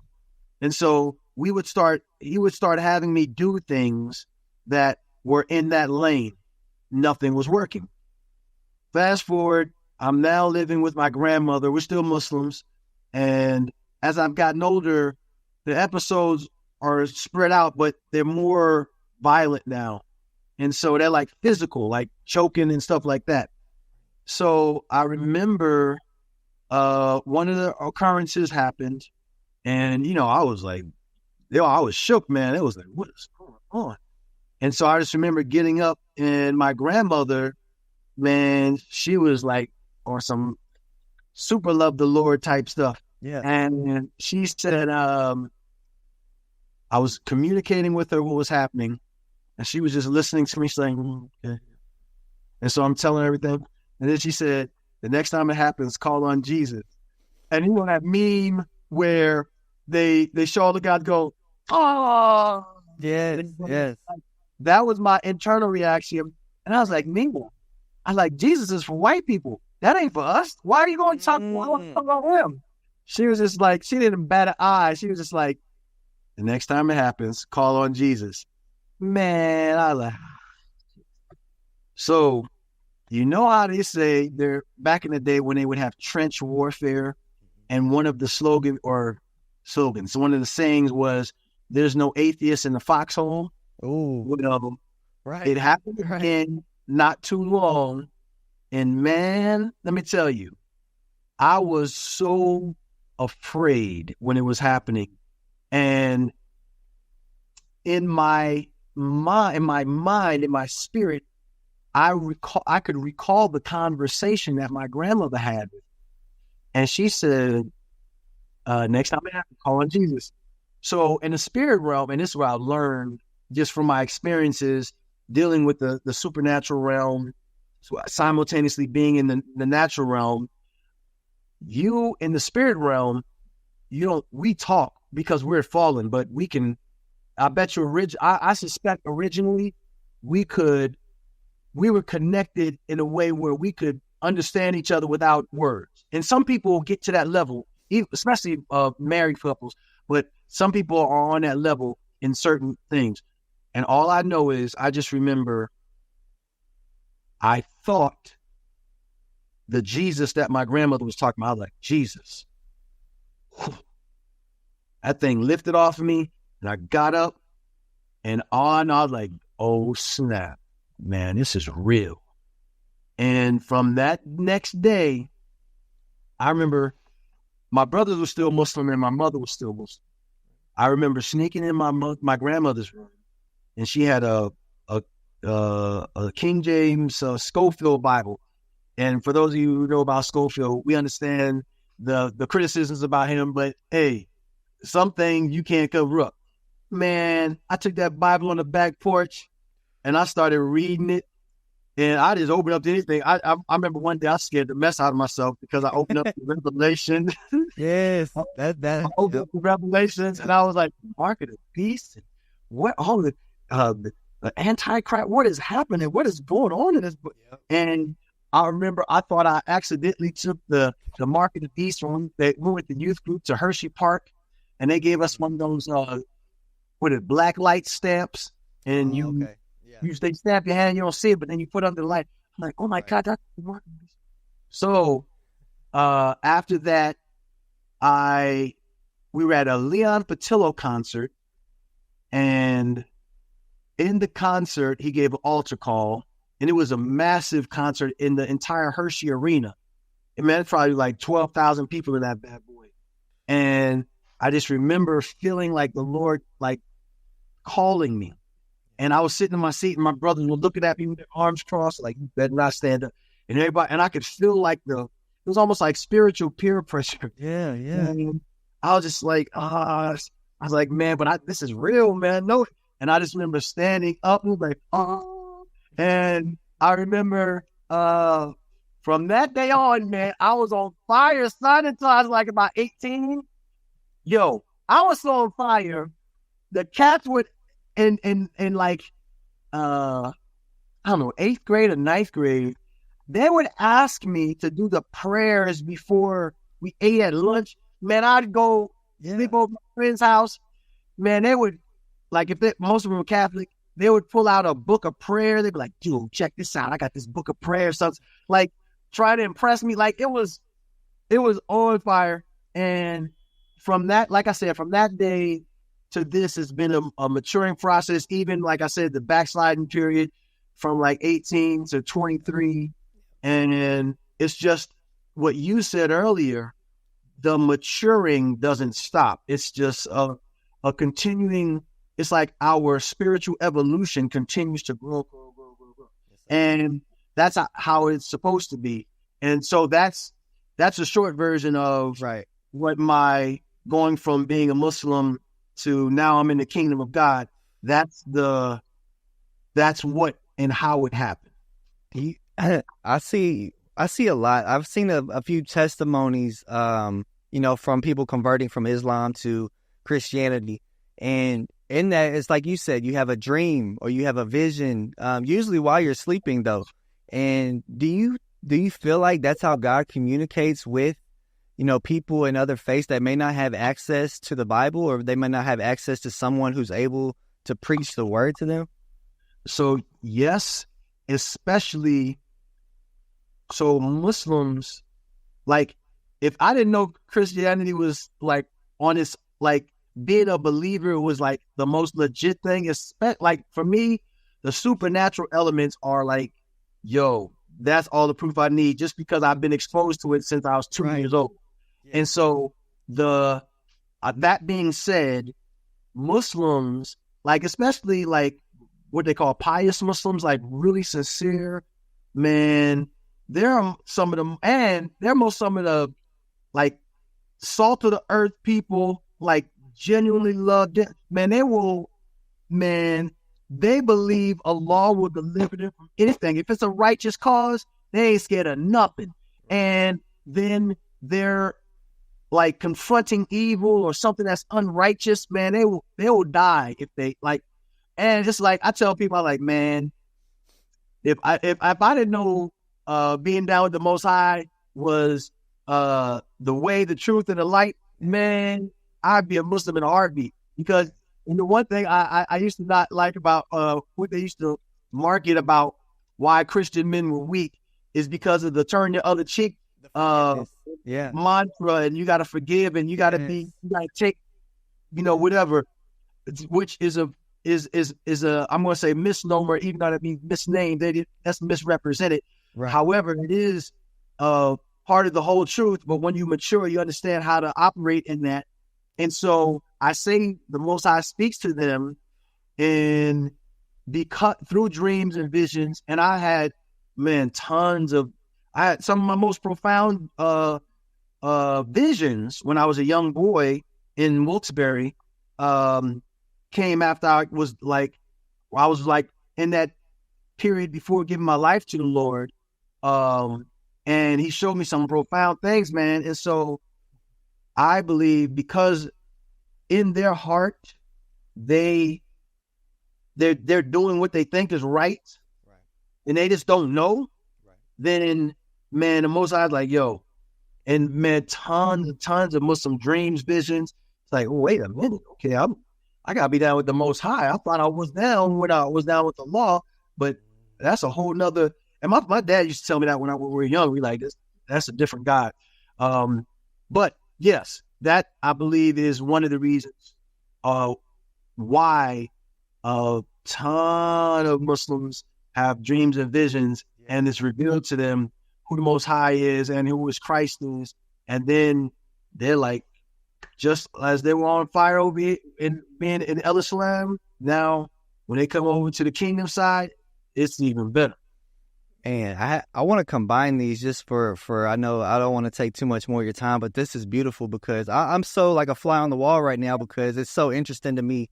Because I know how hard it's got to be to convert, to leave something that you've known your whole life, to feel like, this is the way, this is the truth, this is the life, and then come over to the actual way, the truth, and the life. Like that's got to be a hard transition, regardless of, how old you are or whatever, because, you're leaving something in a faith that in your mind at the time is the way. And then you're coming over to, so I can imagine how hard that must be. You touched on it, and I want to get into that as well, especially from your perspective. A lot of people do say, Jesus Christ is for the white man, and you see it all over the place, even nowadays, maybe even more so.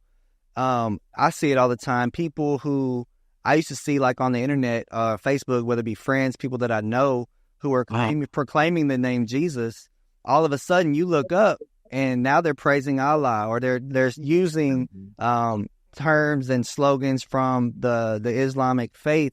Why do you think people are so quick to convert to Islam without knowing any history, without knowing that Islam formed 400 years after Christ, and without knowing anything about the Quran, without knowing anything about the faith itself, but they're quick to, convert to that? Why do you think that is? Why do you think, especially in the Black community, people are so quick to convert to something that they really don't know much about? So because of the fact that what I said earlier, especially for men, right? Men, when you are coming from a community that, especially if you're my age or maybe 10 years younger than me, and even beyond that, but you come from a community that since slavery, the introduction to Jesus Christ was through the slave master's perspective, even giving slave Bibles and being in a position where instead of it being the gospel being used to set the captives free, right, it was being used to make the captives free to continue to be a slave to the slave masters. Right. And it was like this is God ordained. So now you carry that mentality from that mindset on throughout the generations when people are, especially young men, there's something that's inside of you that wants to be significant. But now when you look at everything that's significant about your spiritual system, and all of the images are white people, no images look anything remotely like you unless you go to the icons that they have from the Western part of the church. Right. And then they start getting a little darker. Right. That being said, that people don't realize it carries over and it goes through generation to generation. And you could be like, I don't care how long ago it was. That mindset is like shackles that bind you. So that can be passed from generation to generation without even realizing it. So one of the reasons it's such a draw is because even though in the Quran it describes the skin of the Prophet Muhammad as being white, or I think it was in a hadith of Quran. I'm not really up on it like I used to be. It describes the skin being white in a very simplistic way. It's in Africa, even though they call it Northern Africa. That's Africa.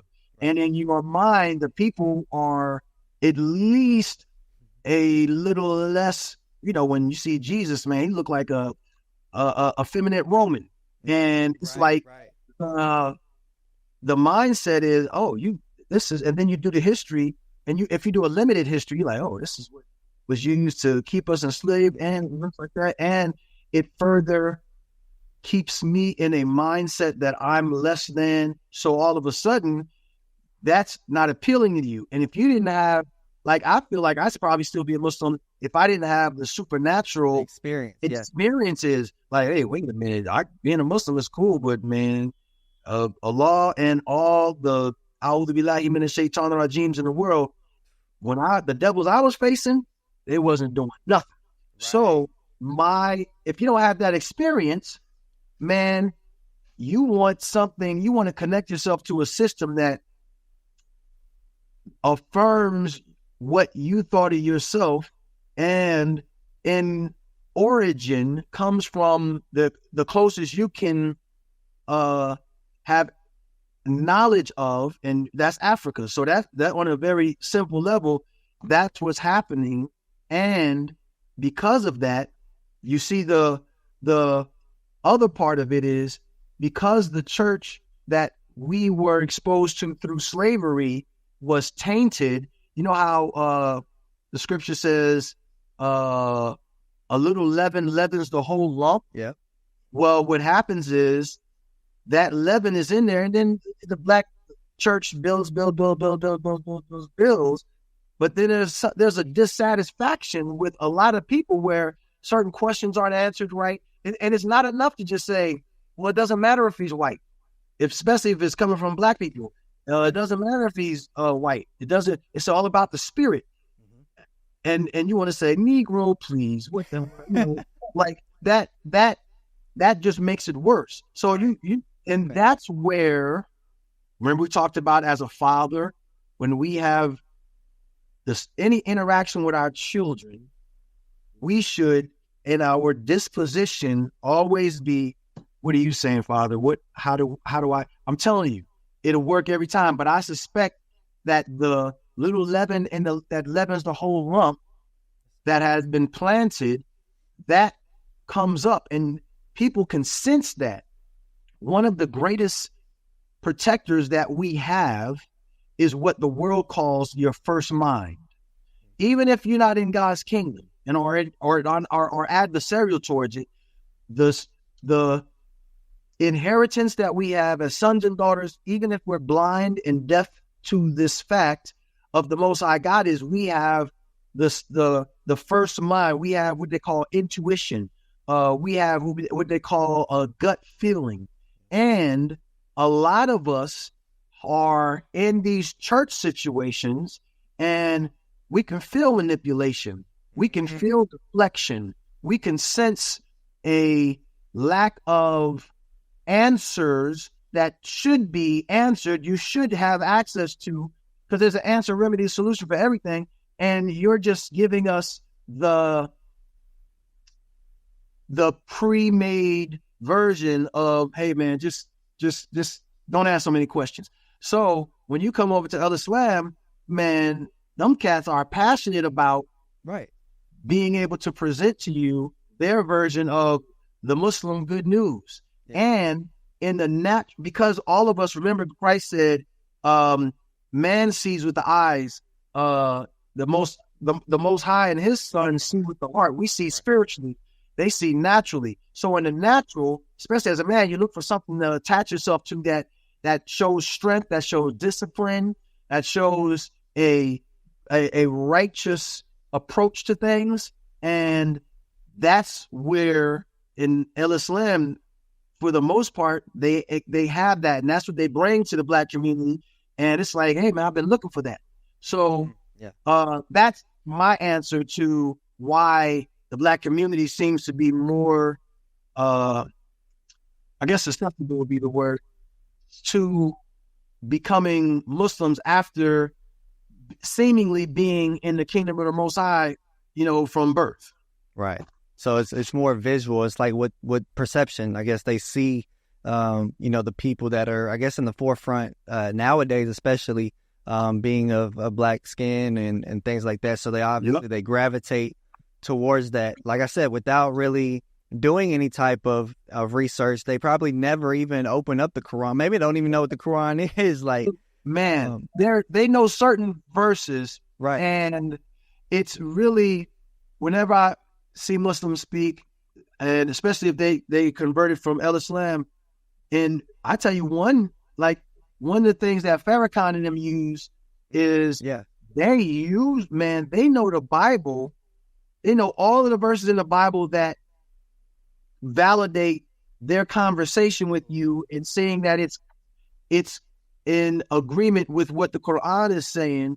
And so it's like it can trick you as well, because you're like, oh, they got the Bible in that thing. It's almost like how the Masons honor the Bible as well, but then they also honor all the other books. And so it's like the what we back in our early part of our conversation, the subtleties that we talked about, that Eve was subjected to. The enemy knows exactly what is necessary, because most of the time those familiar spirits, they know the bloodline you came from and what operates best against you. And the subtleties that seem powerful and profound, and or the subtleties that seem pleasant, all of those are being used to convince you that you should be down with the Prophet Muhammad and Allah. So it's like ever since the beginning of time, really, like, we see we have different denominations, we have different movements. They put movement at the end of something. And so like you said, they use bits and pieces and they take them out of context, or they take one verse instead of the passage, and that's common even in the Christian faith, like regardless. Yes. That's why we have so many denominations and beliefs and Exactly. different theologies and things like that. And think about this. I think it's Matthew 24. Ooh, and yep. Man, this blew my mind. It was talking about how I used to think it was a metaphor. Mm-hmm. If you're pulling that up, is that the verse that talks about because of the evil of the times, even the very elect would be deceived if it wasn't for the shortening of the time? Is that one? Yeah, because Matthew 24. Could you read it? Yeah, Matthew 24:13. That's a verse that stuck with me too. That says, "Endure till the end, and you'll be saved." It says, the false Christ will come. See that no one leads you astray. For many will come in my name, saying, "I am the Christ," and they will lead many astray. And you will hear of wars, rumors of war. And see, you're not alarmed, for this must take place, but the end is not yet. And then nation against nation, going. Kingdom against kingdom. There will be famines, earthquakes in various places. All these are but the beginning of birth pains. Then they will deliver you up to tribulation and put you to death, and you will be hated by all nations for my name's sake. And then many will fall away and betray one another and hate one another. And many false prophets will arise and lead many astray. And because lawlessness will be increased, the love of many will wax cold. But the one who endures till the end will be saved. And this gospel of the kingdom will be proclaimed throughout the whole world as a testimony to all nations, and then the end will come. So, is that that is exactly what is going on, and that's all of what we talked about, even regarding the Christians and Muslim conversion. I was looking for the scripture where it talks about the perilousness of the times, and that if it wasn't for the shortening of the time, even the very elect wouldn't be able to stand. And I remember it's in that vicinity, or maybe I'm not recalling the proper address, but the reason you see it? Yeah, I know. That's what I was scrolling for. So it's it's Matthew 24:24. 24. We'll start at 23 though. Then if anyone says to you, "Look, here is the Christ," or "There he is," do not believe it. For false Christs and false prophets will arise and perform great signs and wonders, so to lead astray, if possible, even the elect. See, I have told you beforehand, so that if they say to you, "Look, he is in the wilderness," do not go out. If they say, "Look, he is in the inner rooms," do not believe it. For as the lighting comes from the east and shines as far as the west, so will the coming of the Son of Man. Did that say anything about the shortening of the time? It didn't. I think it said for the elect's sake. Let me see. For the elect's sake, time would be short. Did it say that? Let me see. I know it's got to be in here. Let me see.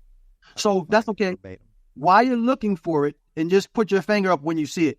While you're looking for it, the reason I brought it up was because it was verse before that. It was 24:22. It was right before that. It said, what is that? They said, "I've been cut short. No human being will be saved. But for the sake of the elect, those days will be cut short." Boom. Yes. Okay. I know what's in that. But yeah, me too. Man, sometimes I'm like, man, as an old man, I'm like, I used to know. Right. Now it's like, I know the general. Exactly. But this is why I bring it up. I bring it up because we are in the time. So, first of all, let's address verse 22. Verse 22, I used to think was a metaphor, and that it was like a parable. He was like, hey, time will be short, blah, blah, blah. So I remember there was a tsunami in Indonesia. I don't know, 2008, 2009, somewhere around there. I don't remember the specific date. And I just remember it was worldwide news. And at the time I had my desktop, and I opened up my desktop. I had AOL, opened it up, and on the very front of AOL, it said, it's something like this. I don't know the exact.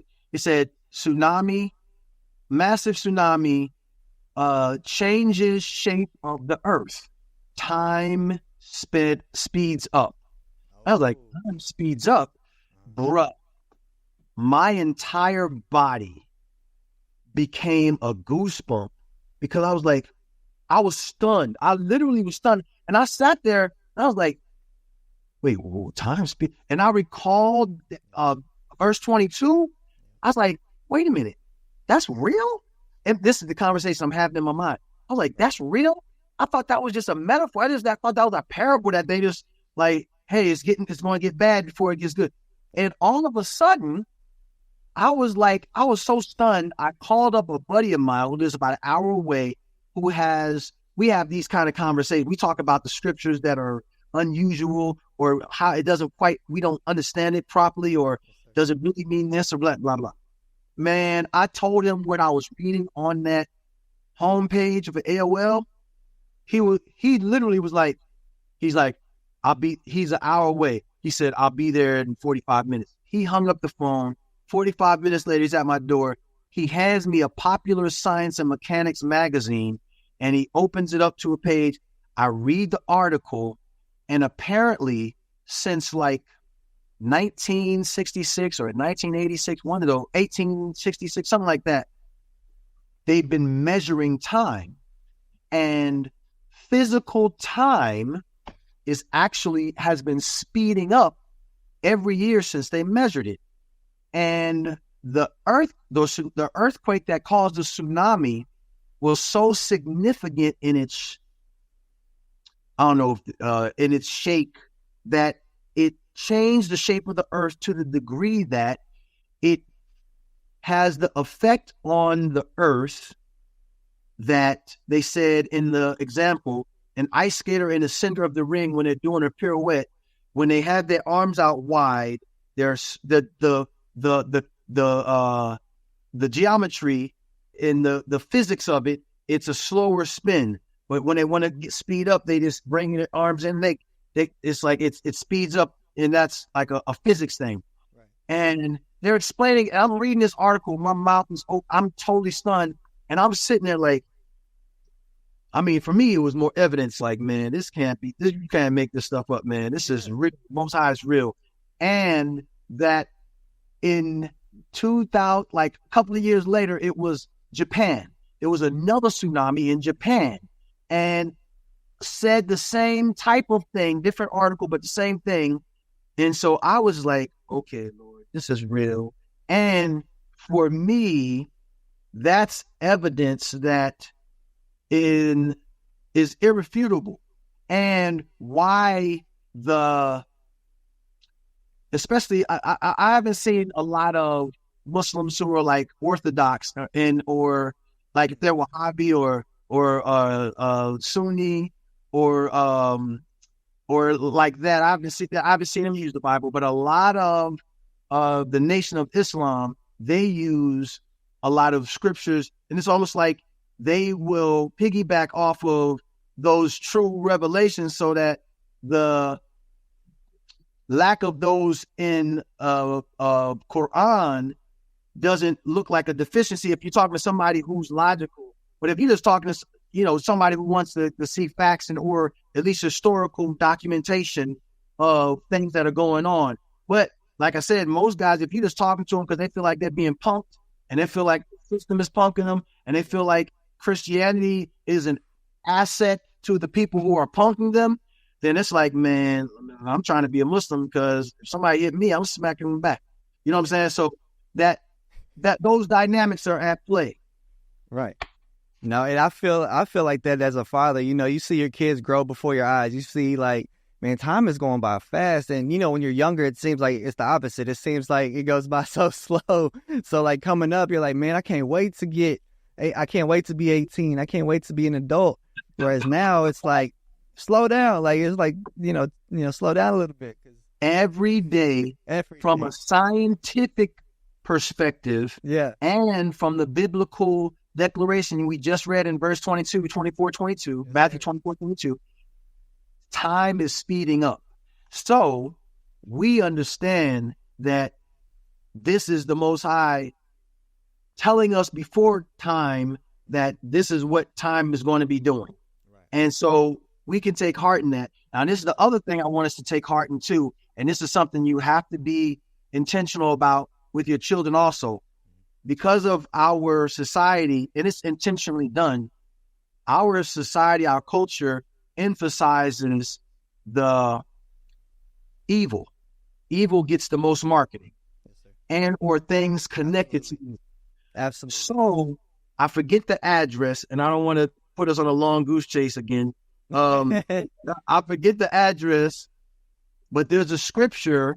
It's one of the epistles, or I think it's one of the epistles, and the author of the letter is writing to the body of believers, and he reminds them that he said, in the times of old, we read accounts of evil, and I'm paraphrasing, evil going on. And he said, but when they saw the evil, he said, where sin abound or evil abound, grace much more. And that was to remind them that their expectation, and this is what our expectation has to be, that every time we hear the evil report, the bad news, the false news, whatever is going on that is contrary to life and godliness, then we have to remind ourselves, like we have to renew our mind daily. We have to remind ourselves and one another that the pattern in the kingdom of our Father is that where sin abounds, grace much more abounds, and we have to agree with the same. So when I say agree with the same, we have to expect the same, which is the same as believing the same. And when we keep that as our disposition, in spite of the cortisol being released and or the adrenaline being released and our heart beating fast in the mug, and we feel those twinges of anxiety or worry, whatever, we have to expect that, hey, man, that grace that abounds, let's go. Father, I thank you that I'm a recipient and an heir of the same, and I qualify because of the risen Christ.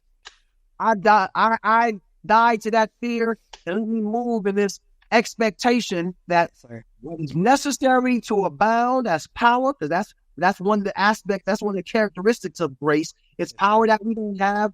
Not only that, but it's favor and influence that we don't have. And when our Father gives it to us because we have a right to it, man, we can proceed that way. And then we teach our children that, so they're not overcome by the fear and the worry and the anxiety that the world keeps pumping at them to be captured by, like we were in our growing process.